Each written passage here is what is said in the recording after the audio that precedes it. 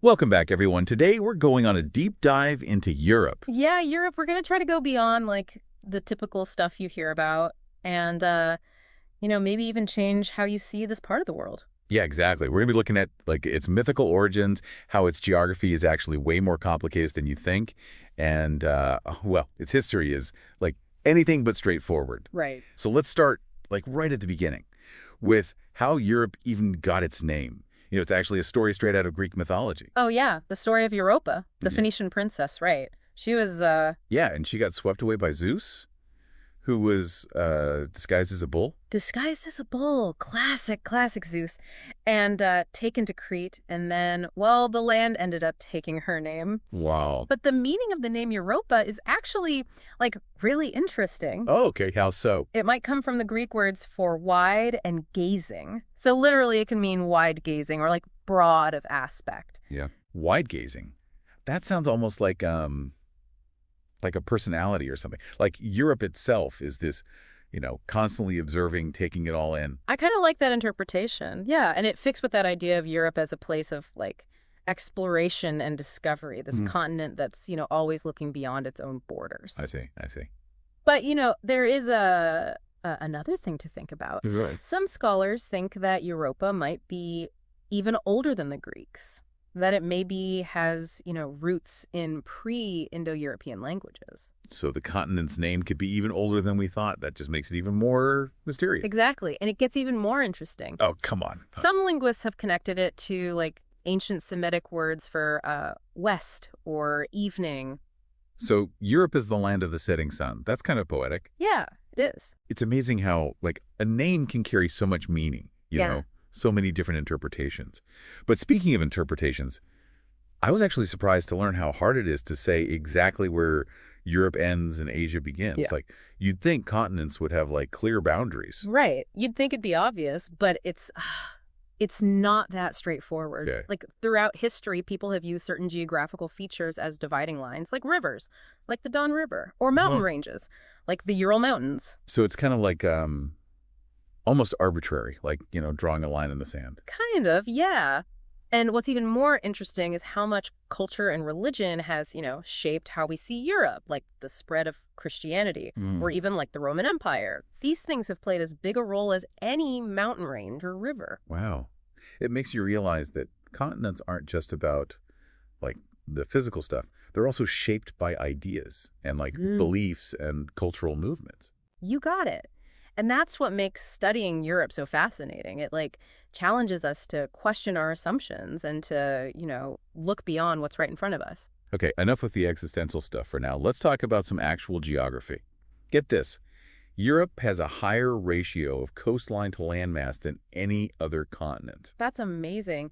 And think about how much variety is packed into that landmass. I mean, you've got fjords in Norway, these massive plains up north, and then, of course, the Alps down south. It's like an incredibly diverse landscape. It's like nature decided to showcase all of its best stuff in one place.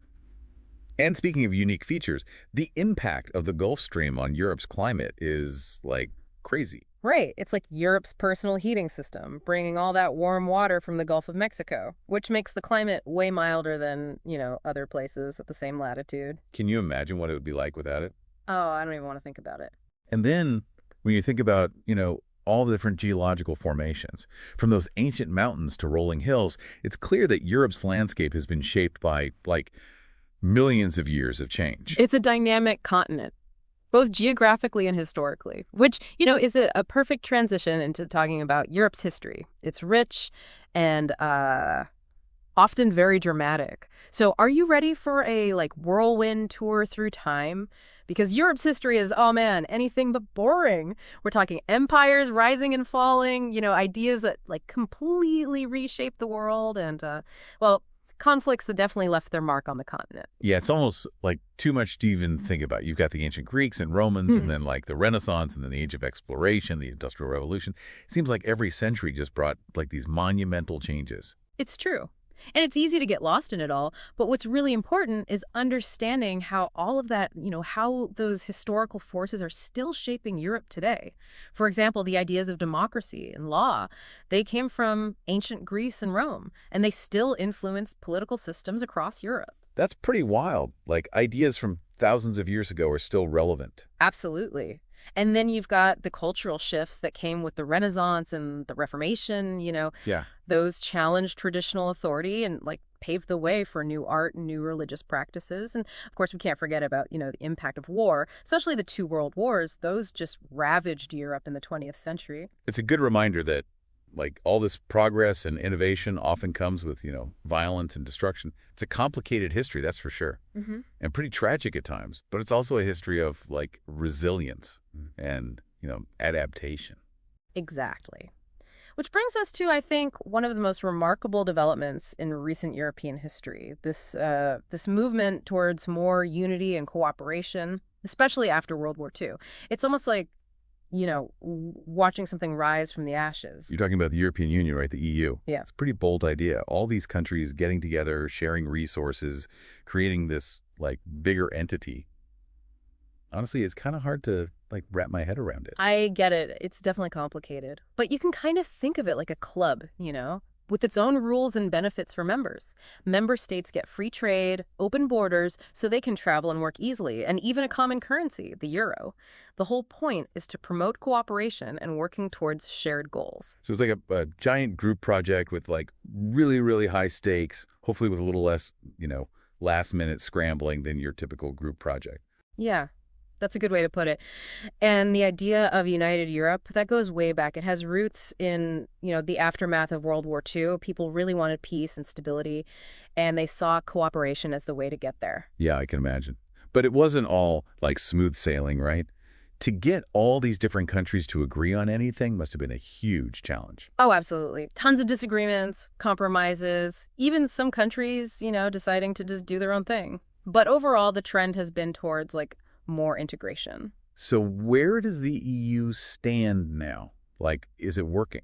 That's the million-euro question, and it's one that causes a lot of debate, for sure. The EU has definitely accomplished a lot, promoted peace, boosted trade, and really improved living standards for tons of people.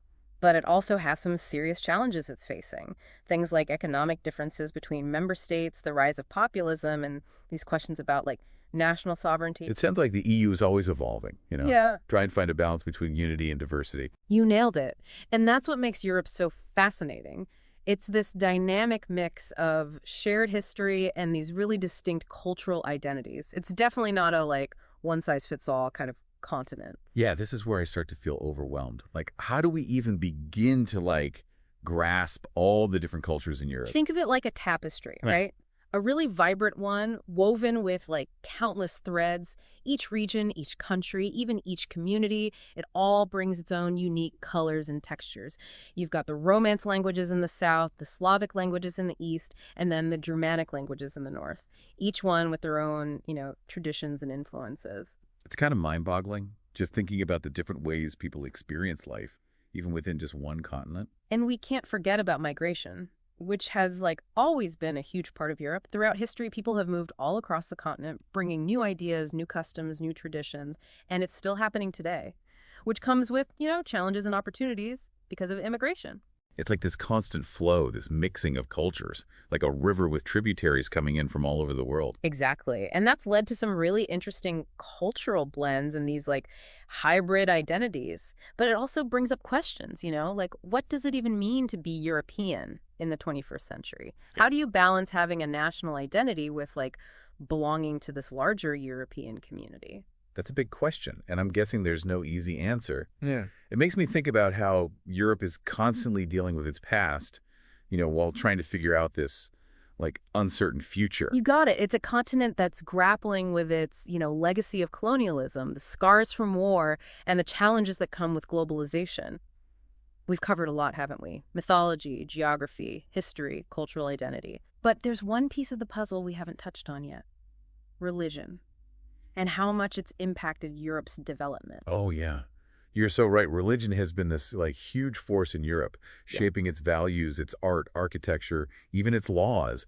You can't really understand the continent without understanding the role of faith. Yeah, it's totally woven into, like, the very fabric of European society. Think about those amazing cathedrals like Notre Dame or, the iconic Renaissance paintings. They all show the influence of Christianity, which has been like the main religion in Europe for, what, over 1,500 years? Yeah, it's interesting how Christianity was like this connecting thread through all of Europe's history, even when countries were like fighting each other. It's like faith just went beyond those political boundaries. It's true, but it's important to remember that Christianity wasn't always like a unifying force, you know. Europe has had its fair share of conflict and division even within Christianity itself. Take the Reformation, for example, back in the 16th century. That just shattered the unity of the Catholic Church and led to Protestantism, and that caused some like really big religious and political upheavals. Yeah, it just goes to show that like even within one religion, there can be such different interpretations and ways of practicing it. And those differences can have like a ripple effect on society. Absolutely. And let's not forget about the other religions that have made Europe so diverse, like Islam. It has a long and pretty complex history in Europe, especially in Southern and Eastern Europe. You know, think about the Moorish rule in Spain or the Ottoman Empire's influence in the Balkans. Islam has left a real mark on Europe's culture, its architecture, even its food. It all reinforces that idea that Europe has always been this like crossroads of cultures and faiths, and that diversity has made it so much richer. Totally. And then you have Judaism, which has been in Europe since like Roman times. Jewish communities have really flourished in Europe, and they've contributed a lot to intellectual, cultural, and economic life, even though they've also faced, you know, periods of persecution and discrimination. Yeah, it's a testament to like the resilience of faith and the strength of the Jewish people. But it's also a reminder, right, of the dangers of intolerance and why we have to protect religious freedom. You're right. Europe's history does have unfortunately, those dark moments of anti-Semitism. And of course, the Holocaust during World War II was just horrific. It's something we should never forget. A real reminder of what can happen when hate and prejudice are allowed to spread. It's a tough subject, but we can't ignore it. Yeah. So, like, how do we make sense of religion's role in Europe today? It definitely still matters, but it feels, I don't know, less all-encompassing than it used to be. That's a good point. We're seeing this trend towards more secularization in Europe. More and more people are saying they're not religious, or, you know, they're choosing to practice their faith in a more private way. And this is happening especially in Western Europe. You see like traditional religious institutions losing members and influence. But that doesn't mean religion's just gone. Right. People are still finding meaning in faith, Yeah. even if they're not going to, like traditional services.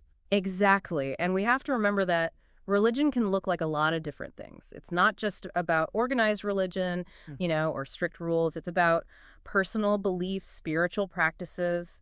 And I think that human need to find meaning in a world that's, well, often confusing. So it sounds like Europe's religious landscape is like always changing, just like everything else about the continent. You got it. And that brings up some important questions, like how will Europe deal with all the different religious beliefs? How will it balance being secular with protecting religious freedom? And how will it reconcile its, you know, religious past with creating a more inclusive future? We've covered so much in this deep dive. It's kind of amazing, from myths and geography to history, cultural identity, and, you know, all the different ways religion has shaped Europe. It's clear that this continent is just endlessly complex and fascinating. It really is. I hope this deep dive has, you know, sparked your curiosity, maybe made you want to explore more, dig a little deeper into the stories, the cultures, and the landscapes that make Europe so unique. Because Europe's story is still being written, right? And understanding its past is really important for shaping its future. And on that note, we'll leave you with one final thought. How will Europe, with all its rich history and different cultures, continue to evolve and, you know, shape the world in the 21st century? Thanks for coming along with us on this journey. Until next time, keep exploring, keep asking those questions, and keep that curiosity alive.